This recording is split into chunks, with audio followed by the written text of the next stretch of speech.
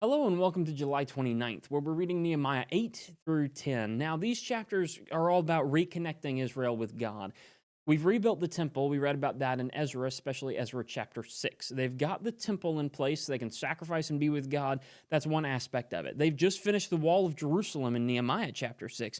And so they've got an actual city that's unique, that's set apart from all the land around it.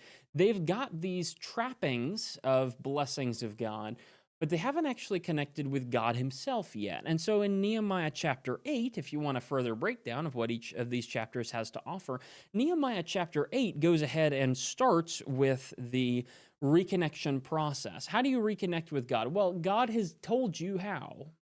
Well, I don't know what he said. Okay, so read what it said. And that's what Nehemiah chapter 8 is all about. Ezra is called to be the scribe. He is the one who is given the book of the law, and he's told to go and read it out to all the people. And so he reads it out to everyone for a bunch of hours on one day.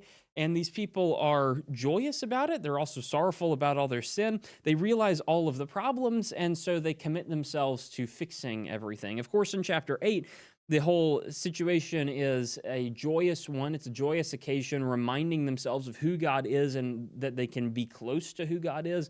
And that's a wonderful thing. And so he says, be thankful for that. And then the time of correction comes later. The time of correction actually comes in chapter 9, very similar to Ezra chapter 9, in which many sins were confessed for the whole of Israel. Nehemiah chapter 9 is also the same thing. It's that Israel has sinned, and so they all publicly confess their sin. At the end of Ezra 9, not Ezra 9, at the end of Nehemiah 9, then they do take a promise. They write down a specific promise that they're going to be faithful to the Lord their God. And the details are in chapter 10. Chapter 10 lists a bunch of people who signed the documents as well as the vow itself. The vow being stuff like chapter 10 and verse 30, don't give your daughters in marriages to the surrounding peoples. Don't take their daughters as wives for your sons. When the surrounding peoples bring merchandise and try to sell you stuff on the Sabbath, that's work. You're not allowed to do that.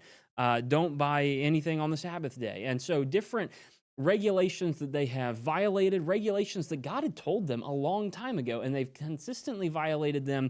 Nehemiah says no more. And so the vow is taken, and they sign their names to it. Will they be faithful to it?